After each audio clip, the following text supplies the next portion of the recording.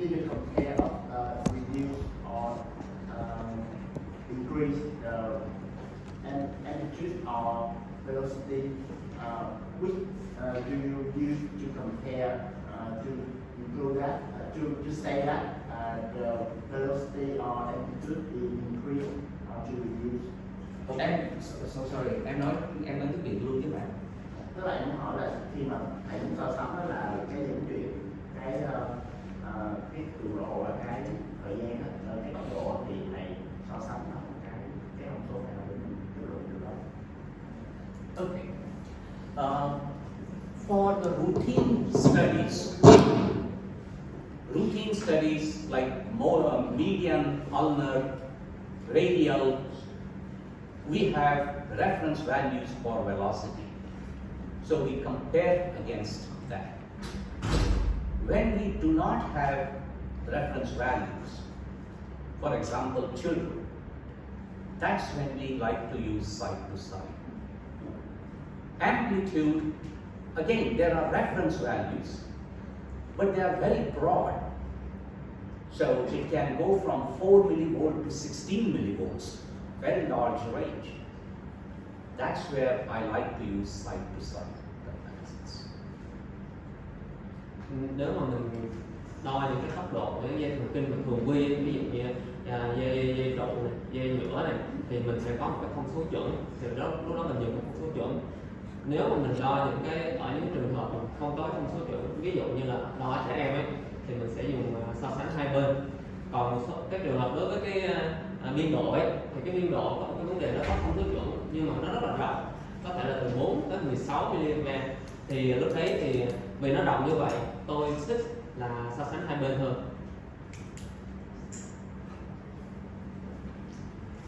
Okay.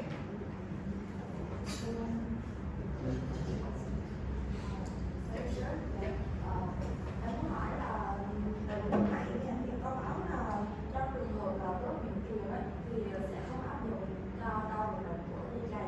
Thì em muốn hỏi là phân tích rõ hơn về vấn đề đó, tức là còn những cái dây thần kinh nào ở phía trên mình có áp dụng đốt hiện trường được không?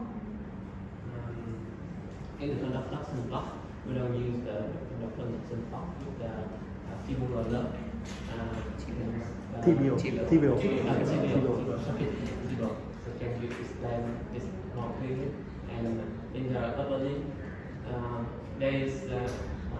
is there another nerve that you don't use the conduction block? In conventional studies, it's only the tibial nerve that is an exception, because sometimes it is difficult to stimulate at maximum intensity. With proximal nerves, with upper limb nerves, it's not much of a problem. Conduction block is rarely seen in the median nerve in the forearm. So typically conduction, unless it's a multifocal conduction block, motor neuron disease versus multifocal multi-site conduction block, then it can occur proximally, but that's not a typical thing that we study.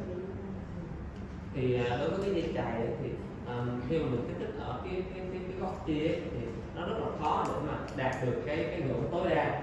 Thì đó là cái dây duy nhất mà nó bị cái vấn đề đấy. Còn những cái dây ở chia trên ấy thì thường là mình không có gặp cái vấn đề đấy, trừ khi mình kích thích quá sâu thôi. Nhưng mà khi mà kích thích quá sâu thì cái đấy là thường là mình sẽ không có khảo sát những cái vùng như vậy. Okay. So now we talk about sensory nerve conduction study, and the principle of recording is very similar to motor nerve conduction with a few differences.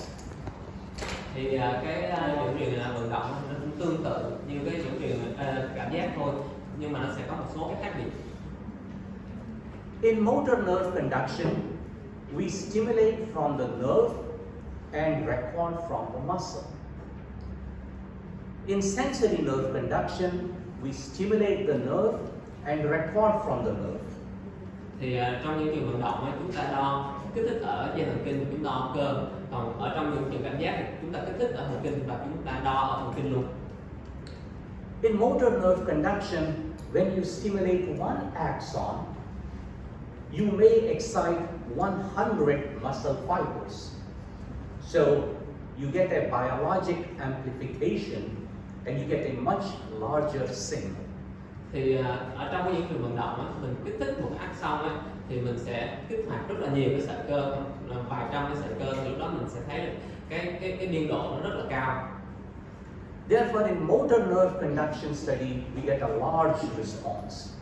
In sensory nerve conduction study, the response is smaller and therefore a little bit difficult to record. Thì ở trong những trường vận động á, thì mình sẽ có một cái đáp ứng rất là lớn. Còn trong những trường cảm giác á, thì cái đáp ứng nó nhỏ hơn nhiều và nó khá là khó để mà đo. There is another difference between motor and sensory. Motor, we are always doing orthodromic conduction. We stimulate and we record activities with the natural propagation of action potential. Thì trong cái những trường vận động nó có một cái nữa là lúc nào mình cũng đi theo xuôi chiều á, mình kích thích trên đây mà mình đi theo xuôi chiều của cái thần kinh theo cái chiều bình thường của nó. In sensory nerve conduction, there are two approaches, one called antidromic and the other called orthodromic. Thì còn cái những trường cảm giác á, thì sẽ có hai cách tiếp cận, một là mình đo xuôi dòng, hai là mình đo ngược dòng.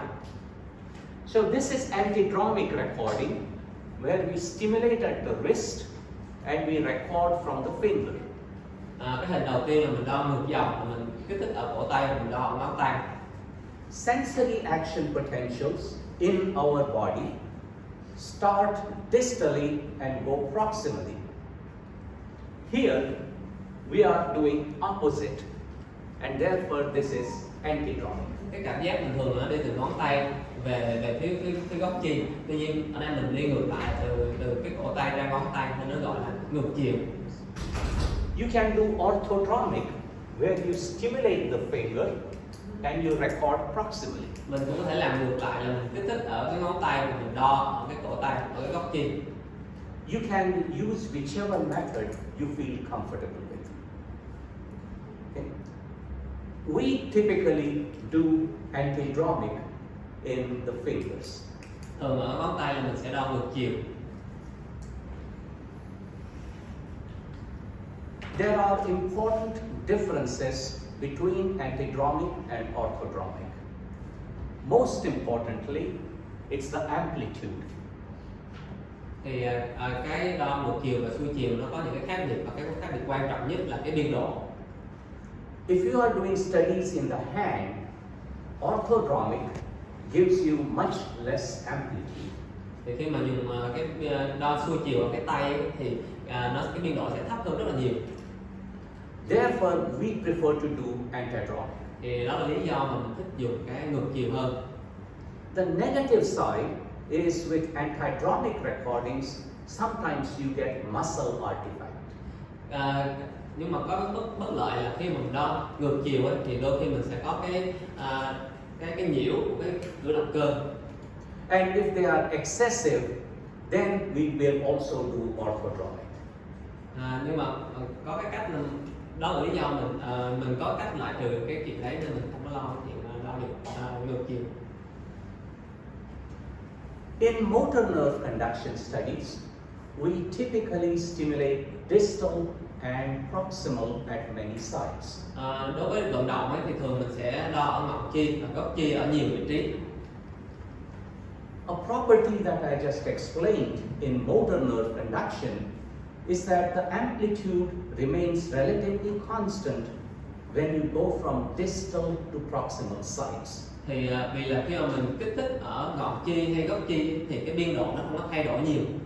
So that is useful to study conduction block. Thì đó là lý do mà mình có thể khảo sát được cái block dẫn truyền đối với vận động. But in sensory nerve conduction studies, the amplitude decreases even in healthy subjects when you stimulate proximally. Nhưng mà đối với người bình thường, đối với đo dẫn truyền cảm giác ấy, ngay cả ở người bình thường thì cái biên độ nó cũng sẽ giảm dù khi mà đo góc chi. And therefore, we really cannot investigate if it is axonopathy, conduction block, etc. Và lúc đấy thì mình không có thể nào mà mình xác định được là block dẫn truyền hay là bệnh neuron axon. Therefore, in majority of the cases, we do only the distal recording. Thì đó là lý do duy nhất, cái đó là lý do chính mà mình lúc nào khi mà đo cảm giác thì mình chỉ đo ở ngọn kia thôi. In certain exceptions, we do ulnar nerve with proximal stimulation. Có một cái loại trừ là mình có thể đo ở cái dây trụ ở góc chi, But that is not common. nhưng mà nó không có hay xảy ra. Our most common conduction studies are median to APB motor, ulnar to ADM motor, median sensory, ulnar sensory, and radial sensory in the upper limb.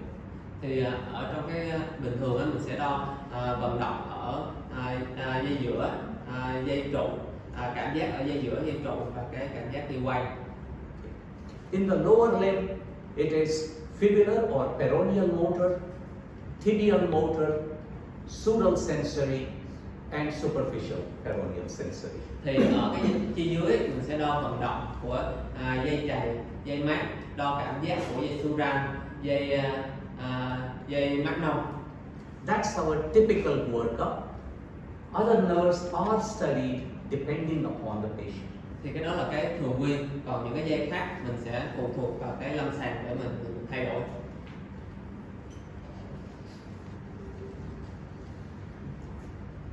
The anatomic correlates in sensory nerve conduction are very similar to that in motor nerve conduction.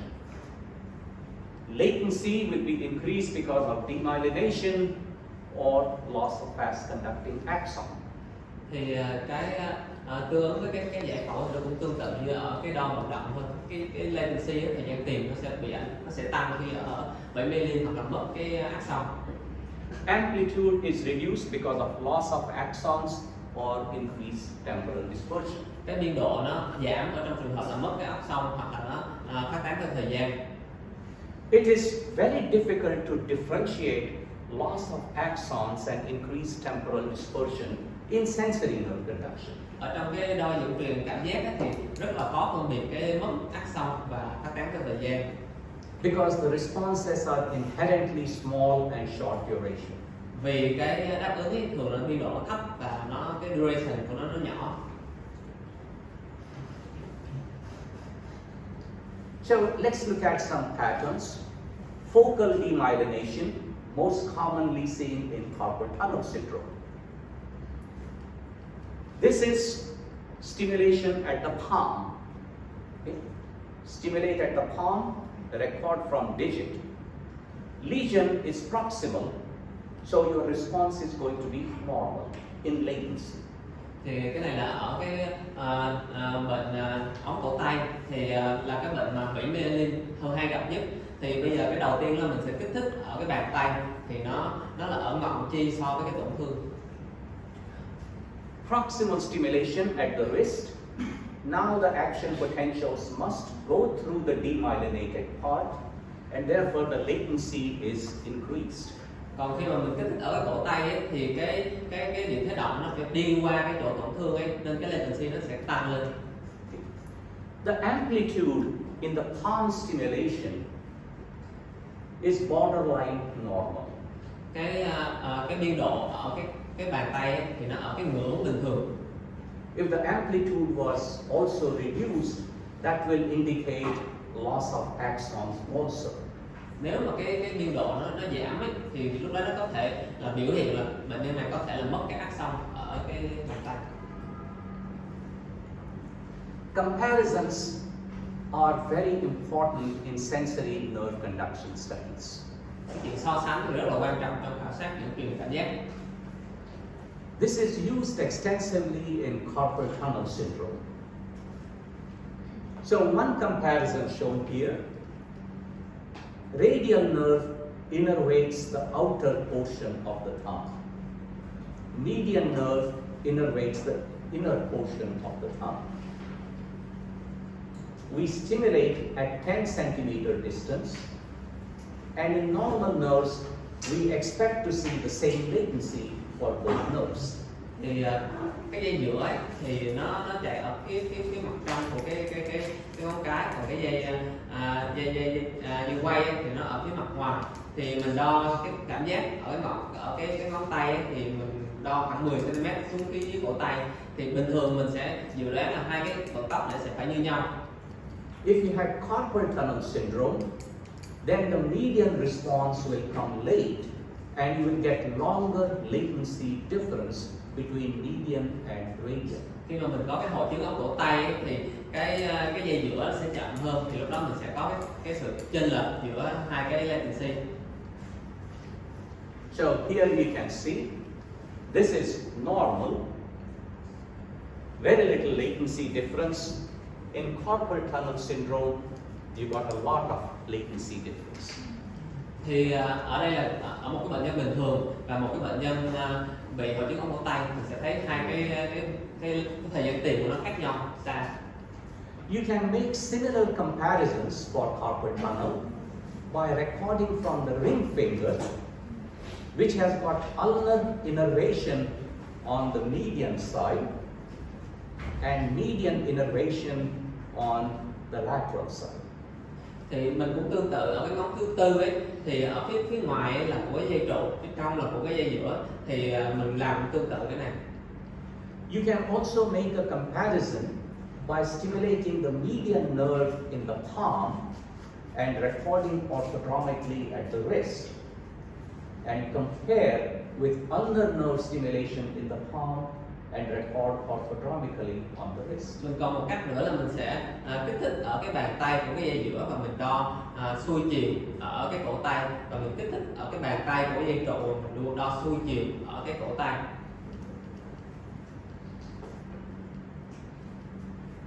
If you have loss of axons, you will see mainly a drop in amplitude.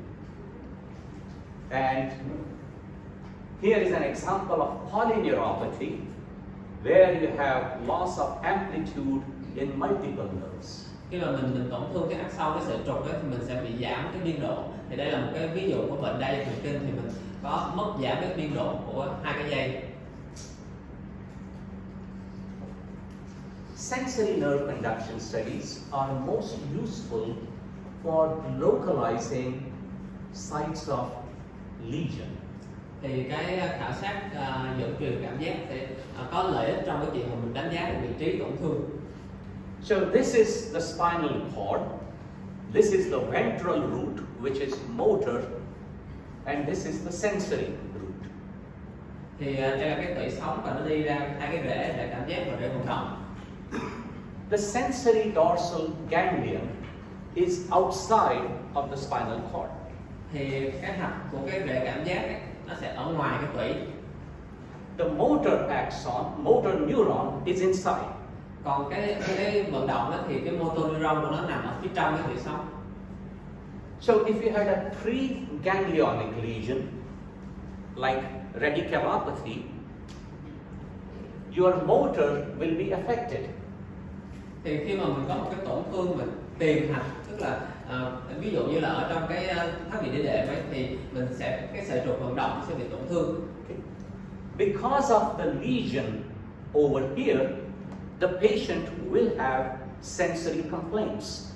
Vì cái sợi trục của cái dây cảm giác ấy, ở phía trong cái tổn thương, thì trước cái tiền hạch nó bị chèn ép, nên bệnh nhân sẽ có than phiền về cảm giác. But this is all normal. From the ganglion onwards to the periphery is normal. Nhưng mà từ cái hạch ra phía ngoài ấy, thì nó bình thường. Therefore, the sensory conduction study will be normal. Do cái sợi trục nó bình thường, nên khi mà mình đo dẫn truyền cảm giác ấy, thì nó sẽ bình thường. So, whenever you have abnormal sensation, but normal sensory conduction studies distally, we have to think about a proximal pathology. Thì đó là cái lý do mà khi mà bệnh nhân có than phiền về cảm giác, tuy nhiên mình khảo sát cái dẫn truyền cảm giác thì bình thường, thì lúc đó mình hay nghĩ tới cái chuyện mà tổn thương tiền hạch. Em, chỗ này các anh chị mới em nói lại luôn nè, em xin nhấn mạnh lại là với các anh chị mà làm những cơn lâu là các chị khóa là cái chỗ này rồi. Tuy nhiên ở đây là những cái trường hợp mà bệnh nhân có than phiền cảm giác, chúng ta khám chắc chắn là có bất thường cảm giác, nhưng mà chúng ta đo dây chuyền cảm giác bình thường, một trong những cái mình nghĩ là tổn thương rễ, hay là như thầy có giải thích là có là tổn thương trước cái cảm giác. Lý do bởi vì cái neuron của cái cảm giác là nó ở phía ngoài tủy, đúng không ạ? Còn cái neuron của cái vận động phía trong tủy, cho nên là khi chúng ta mặc dù bệnh nhân có than phiền cảm giác thật sự, bệnh nhân có tổn thương cảm giác thật sự, nhưng mà cái S-NAP và đo dây chuyền cảm giác nó bình thường, nhưng mà phải nghĩ tới cái bệnh ví dụ như là bệnh rễ chẳng hạn. If you have a post-ganglionic lesion, for example, in the plexus, now your motor and sensory both will be abnormal. Nếu mà cái tổn thương nó nằm ở sau hạch, ví dụ như là tổn thương đám rối ấy, thì cả cái sợi trục của cảm giác và vận động nó bị ảnh hưởng hết. So here is a diagram of the brachial plexus. These are the roots, division, cords, trunk, nerves. And here is our workflow for testing different nerves. So if you suspect upper trunk, lateral cord, then we need to look at lateral and brachial cutaneous. So this is a table that is useful to study proximal lesions. Đây là cái sơ đồ mà để tôi khảo sát cái đám rối từ rễ, từ thân, từ nhánh, từ trục. Thì ví dụ như bên đây, ví dụ như là cái thân trên là cái trục ngoặt, thì mình sẽ khảo sát cái dây lateral cutaneous. Còn những cái này là cái sơ đồ để mà rất là hữu ích để mình khảo sát những cái tổn thương ở cái trung tâm. If you are thinking about nerve roots, then this is useful for C6, radial nerve or median. This is middle finger is C7 and ulnar is C8.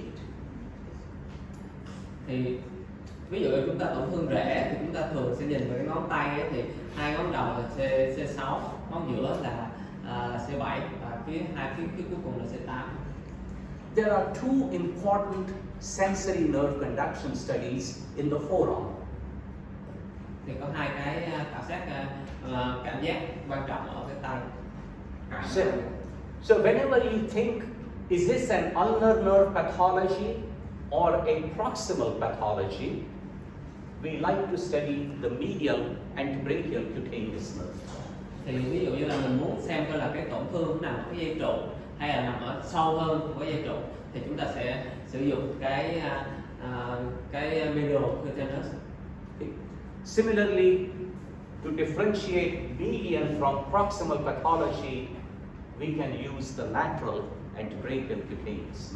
Thì ví dụ cũng tương tự như là nếu mình muốn khảo sát cái tổn thương ở cái dây giữa hay là ở sâu hơn ấy, thì mình sẽ dùng cái thần kinh là lateral cutaneous. These conduction studies, lateral and medial, are not routine. We only do them when we suspect a proximal lesion. Thì hai cái dây này thì thường sẽ không có đo thường quy, mình chỉ khảo sát khi mà mình nghi ngờ cái tổn thương nó nằm ở phía trong sâu. Okay. So sensory gives you the same information about excitability, myelin, fiber diameter, size of axon, and importantly, localization of the lesion. Thì tóm lại cái đo dẫn truyền cảm giác á, thì sẽ giúp mình khảo sát cái myelin này, cái kích thước của cái sợi này, cái số lượng axon, và quan trọng là cái vị trí của cái tổn thương. Now let's look at some of the pitfalls in performing these procedures. Thì bây giờ mình qua một số cái sai sót hay mắc phải. There are two types of pitfalls. There is a technical pitfall and there is a biologic pitfall. Một là cái kỹ thuật, hai là cái sinh học. The most important pitfall is the temperature. We like to do the conduction studies while warming the limb to more than 30 degrees centigrade temperature. Okay? And we do it by actually putting hands or feet in hot water for about 3 to 5 minutes. Thì cái sai lầm quan trọng nhất là về nhiệt độ. Mình sẽ thích đo cái dẫn truyền khi mà cái tay nó trên 30 độ bằng cách là mình sẽ để cái tay trong cái bình nước nóng trước khi mình đo. Okay. So at low temperature, see this is low temperature, this is normal temperature. Amplitude increases at low temperature. Thì cái này là cái ở phía trên cùng này là nhiệt độ thấp, ở phía dưới là nhiệt độ cao. Thì nhiệt độ càng thấp thì cái biên độ nó càng cao. So if you had axonopathy and the limb was cold, you will get normal amplitude. Thì ví dụ như là bệnh nhân có cái tổn thương sợi trục nhưng mà cái tay nó lạnh ấy, thì nhiều khi mình đo cái biên độ nó bình thường. Okay? And you will miss some pathology. Thì lúc đó mình sẽ bỏ sót một số các bệnh lý. Okay? If your temperature is low, you may read longer latency and misinterpret as demyelination. Thì khi mà cái nhiệt độ nó thấp ấy, thì cái latency nó dài ra, thì lúc đó mình sẽ phân tích sai cái tổn thương. There are criteria for polyneuropathies based on the duration of the response published by the European Federation of Neurology. Look at the duration, how it changes. And if the hand was cold, you will record a long duration and misinterpret as a polyneuropathy. Thì có một cái nguyên tắc, cái tiêu chuẩn đặt ra bởi cái hội châu Âu ấy, thì là người ta sẽ nhìn vào cái duration để mình phân tích. Nếu cái duration nó dài ấy, thì có thể là mình đang bị sai. You can recognize a cold limb very easily from recordings because the response looks very broad and it has high amplitude. Thì lúc mà mình thấy mình có thể nhận diện được cái chi nó bị lạnh khi mà mình thấy cái thời khoảng nó rất là dài và cái biên độ rất là cao. Your filter settings on the machine can also affect measurements. Cái bộ lọc của cái máy cũng là một cái sai sót. In modern systems, the filters are pre-configured and set to the proper filter setting. So most often this is not likely going to be a problem. Thì ở cái máy bình thường ấy, thì cái filter này nó được set sẵn rồi vào cái tần số. Tuy nhiên thường nó sẽ không phải là cái vấn đề. But by mistake, if you change the settings and save them, that can be a problem. Thì nhưng mà có một số trường hợp là mình lỡ mình thay đổi cái cài đặt ấy, thì có thể là vấn đề. This is the typical filter setting, 3 Hz, 3 to 5 Hz. Thì thường là mình đặt cái filter ở 3 đến 5 Hz. If you increase it to 20, notice your amplitude becomes less. Ví dụ mình tăng lên 20 ấy, thì thường cái biên độ nó sẽ nhỏ xuống. So you will interpret this as axonopathy. Thì lúc đấy nhiều khi mình sẽ phân tích ra bị bệnh sợi trục. Your duration becomes less. Thời khoảng thì nó nhỏ hơn. So you may miss demyelination. Thì lúc đó mình lại nghĩ là bị mê. The position of the limb is very important. Thì cái tư thế của cái chi cũng rất là quan trọng. So the top trace is recorded with thumb in this position. Thì cái này là cái tư thế bệnh nhân thẳng và ở như cái tư thế của thầy ở ngón tay. Then we just move the thumb passively. Patient did not do this. We just move the thumb like this. Thì bây giờ thầy sẽ di chuyển cái tay mà mình di chuyển cho bệnh nhân không có di chuyển. And see how it changes. It increases the amplitude and reduce the duration. Thì khi mà mình làm cái tay bệnh nhân cái tư thế này ấy, thì cái biên độ nó cao lên và cái thời khoảng cái duration này nhỏ lại. So you must standardize the position of the limb and use it in all stimulations. Đó là lý do ấy, mình lúc nào cũng phải chuẩn hóa cái tư thế của cái tay và sử dụng nó trong toàn bộ các cái khảo sát của mình. So many times people will do ulnar distal stimulation with hand like this, and then they change the hand like this for proximal stimulation. Thì rất là Your fingers became like this, straight, curl. That's going to change amplitude. thì một cái sai sót mình tôi thấy hay mắc ấy, là mình sẽ đo cái sợi trục khi mà cái tay nó thẳng ở cái cổ tay của cái sợi dây trục, nhưng mà khi mà mình đo lên góc tay chia thì mình lại co cái tay lại như vậy, thì cái tư thế của ngón tay nó thay đổi nên nó sẽ gây sự sai sót. So we always keep the hand position fixed for all stimulation sites. So this is our position. The patient is lying, and this is at roughly 90 to 120 degrees. Thì đây là cái tư thế chuẩn khi mà mình đo cái dây trụ, bệnh nhân nằm và để cái tay như vậy thì cái tay gấp khoảng 90 đến 120 độ. Excessive stimulus intensity is a very big problem. Thì cái chuyện đánh giá quá mức cái cường độ ấy, thì là một cái vấn đề quan trọng. So this is median motor nerve conduction study with proper stimulation, 25 milliamp, 50 milliamp. So 25, 50, and we have a very normal study. Thì đây là cái dây giữa khi mà mình kích thích ở 20 ở cái ngọn ở cái cổ tay và 50 ở cái khuỷu ấy, thì mình sẽ thấy cái khảo sát này bình thường. All we did was re-stimulated the median nerve at 78 milliamp. Thì khi bây giờ mình đổi sang mình kích thích ở 78 mm. So what happens?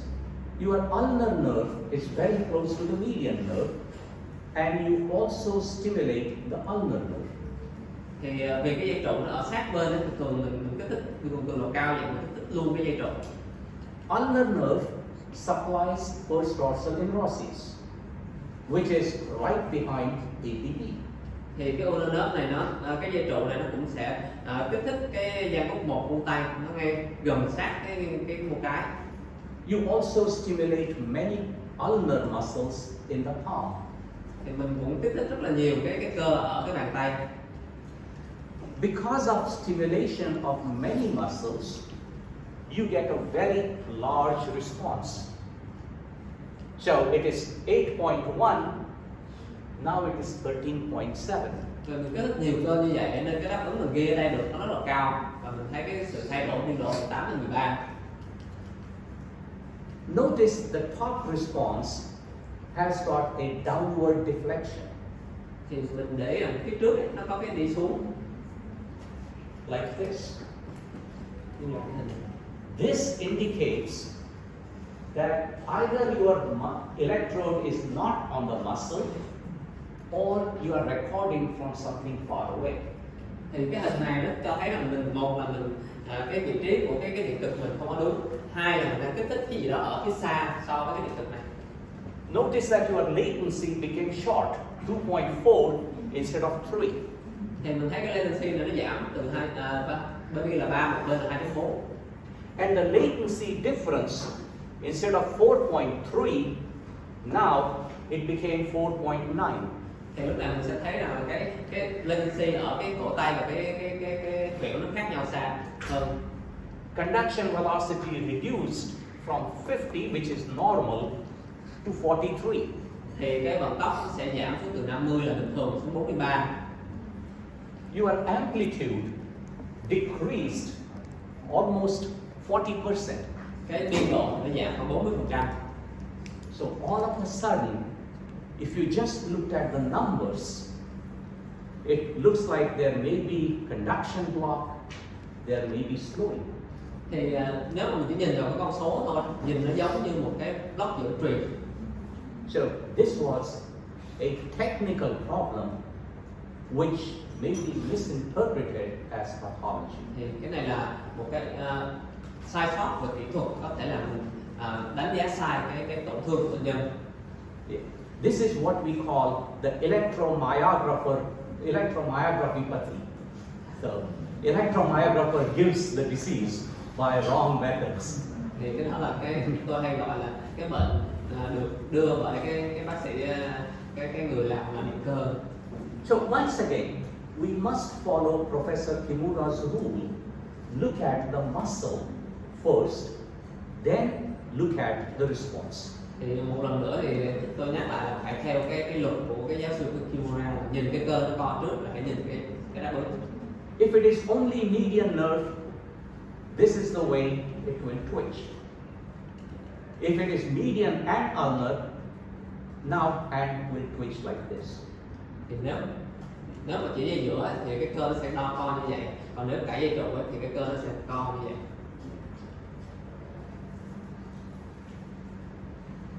You can get biologic artifacts, which is anastomosis.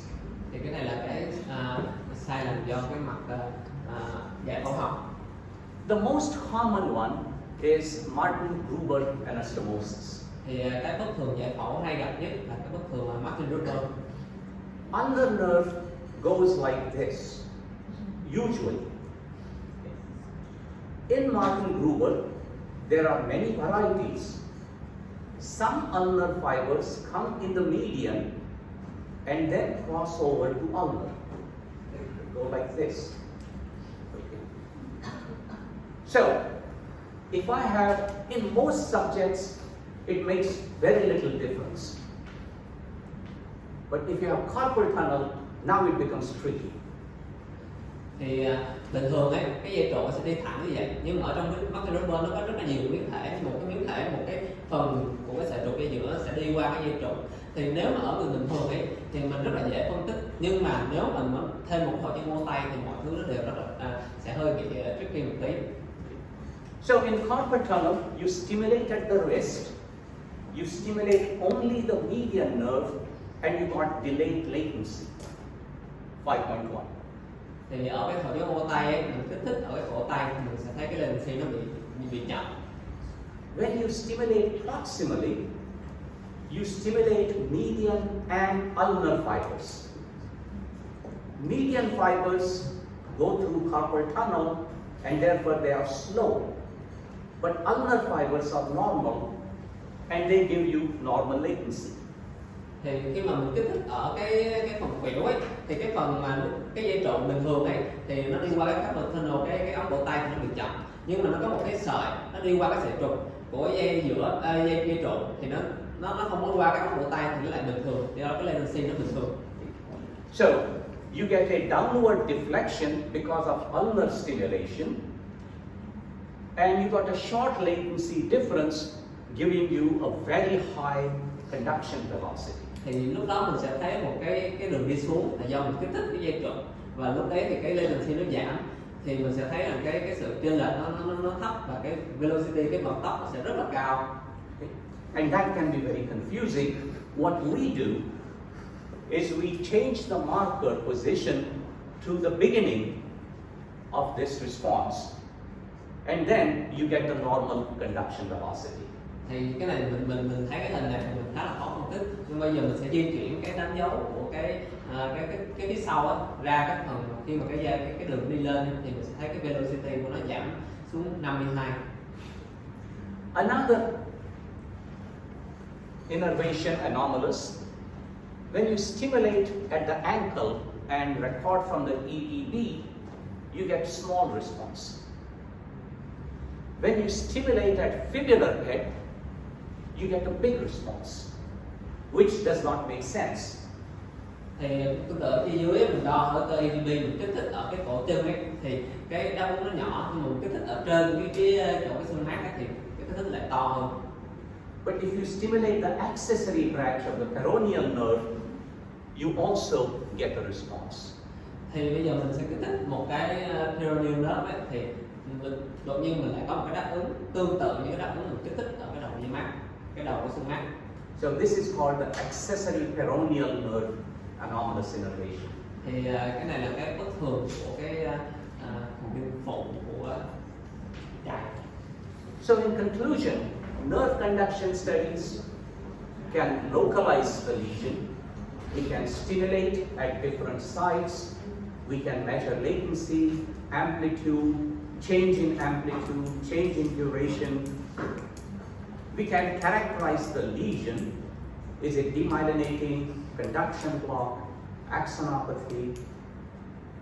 And it can help us assess the severity, mild, moderate, etc. Thì bây giờ cái dẫn truyền vận động nó sẽ giúp mình định vị tổn thương bằng cái thời gian tiền, bằng cái vận tốc, hoặc là mình sẽ xác định được cái loại tổn thương tủy myelin hay là tổn thương sẹo trục, có thể đánh giá được cái mức độ nặng của cái tổn thương nhẹ hay trung bình. We have reference values for commonly tested nerves. They depend upon age, gender, etc. You can make it more useful by doing side-to-side comparisons also.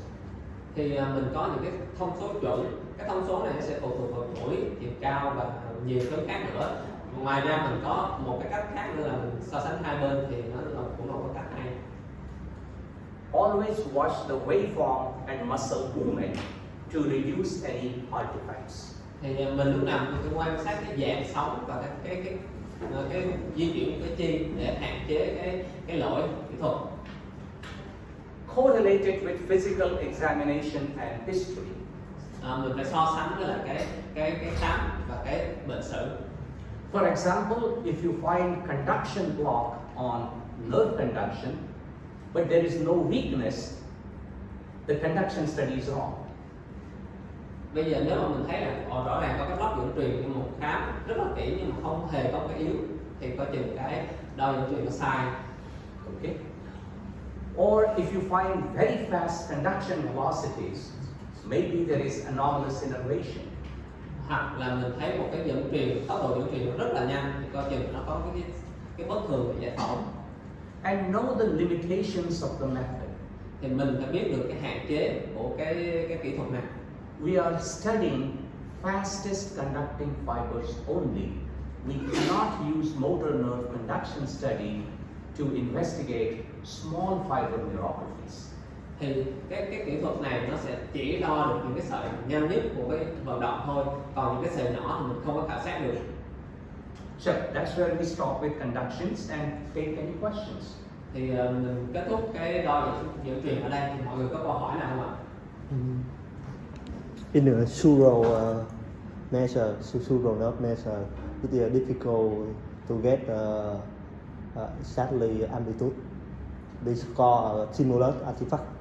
Can you Okay. share my? When we do the practice, I will show you what Okay. can be done. Okay. Okay. I will just add one comment. This is something I am personally involved with. Most often, we accept the reference values from the Western world. Okay. In the Western world, people are taller. Okay. Sural nerve, 14 centimeter. That's the distance that we use. When we look at average Southeast Asian women, 14 centimeters is over the gastrocnemius.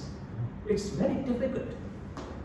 So one of the things that we are trying to do is don't use 14 centimeters. Use 10 centimeters. Or use conduction velocity rather than latency. When you are stimulating over a muscle, you will require very high intensity and it generates a lot of artifacts. So we have been doing studies. I am involved with a study in India where we are redoing normal material using shorter distances. Thì bạn hỏi là cái đo Suran thì mình đôi khi mình khó bắt được cái biên độ, thì xíu nữa thầy sẽ hướng dẫn ở trên trực tiếp trên lâm sàng. Còn có một cái thầy chia sẻ là bình thường mình lấy cái tham số quy chiếu là của châu Âu, thì người châu Âu thường rất là cao, Tuy nhiên ở những cái dân số châu Á thì khi mà người ta lấy cái thông số chuẩn cái khoảng cách chuẩn là 14 thì 14 nó lên đến chỗ cái cơ ở cái bắp chân rồi thì khi mà mình kích thích vô cái cơ ấy, thì rất là nhiễu và nó tạo ra những cái nhiễu mà không mong muốn, thì do đó thầy giảm xuống còn 10. Thì thầy làm một cái nghiên cứu ở Ấn Độ là người ta lấy cái khoảng cách là 10 làm cái thông số chuẩn, thì lúc đó mình sẽ có một cái tham số khác. Còn một cái cách nữa là thay vì mình lấy cái latency là cái thông số chuẩn thì mình sẽ dùng cái vận tốc dẫn truyền là một cái tham số chuẩn.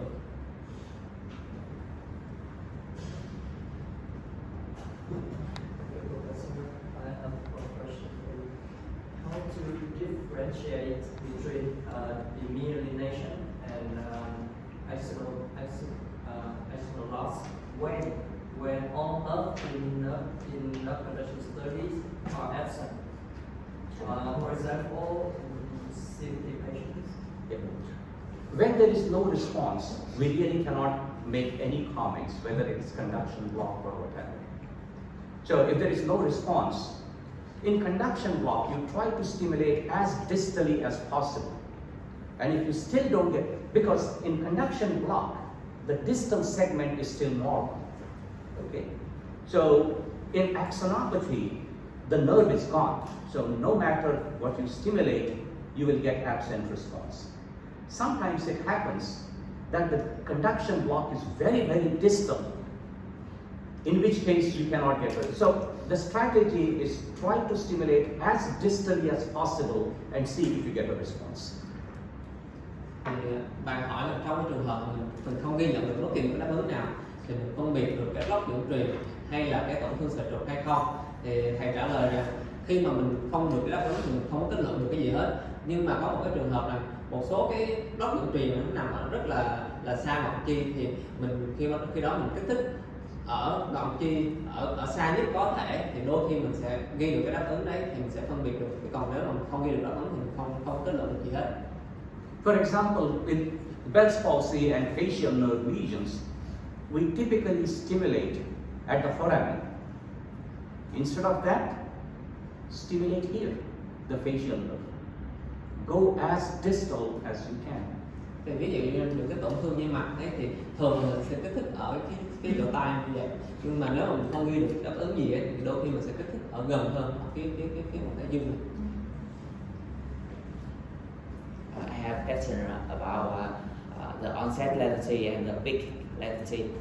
In one study, we using onset latency, but in sensory we had two values, onset latency and peak latency.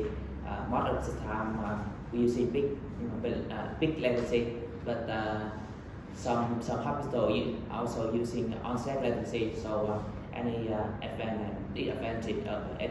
Okay. In motor nerve conduction, we always use onset latency. In sensory nerve conduction, you can use onset or you can use peak. If you are interested in velocity, then onset is more important. When you have technical artifacts, stimulation artifacts, peak latency is much more reproducible. 50 years ago, when sensory nerve conduction was developed, amplifiers were not as good as they are now. And so that's why peak latency became more of a standard. But today, you can use onset or you can use peak. Professor Kimura used onset. Thì bạn hỏi là trong cái đo vận động lúc nào mình cũng dùng cái onset latency hết, cái thời gian tìm khởi đầu đó. Tuy nhiên ở trong dẫn truyền cảm giác thì một số bệnh viện dùng cái peak latency, một số bệnh viện dùng cái onset latency, thì mình nên dùng cái nào và cái nào lợi thế hơn cái nào. Thì thầy trả lời rằng là lúc trong vận động thì lúc nào mình cũng dùng cái onset latency hết. Tuy nhiên trong cái dẫn truyền cảm giác ấy, mình có thể dùng onset hoặc là peak latency. Nếu mà mình đo vận tốc dẫn truyền thì cái onset latency sẽ quan trọng hơn. Nhưng mà trong một số cái trường hợp, ví dụ như là mình có cái nhiễu của cái kích thích điện, đặc biệt là ví dụ như hồi xưa ấy, thì cái máy rất là dở thì cái nhiễu nó rất là nhiều, thì cái peak latency nó thể hiện cái vai trò quan trọng của nó hơn. Tuy nhiên sau này những cái máy nó tốt hơn rồi thì mình có thể dùng một bit latency hoặc là offset latency đều được hết. Okay. Next is repetitive stimulation.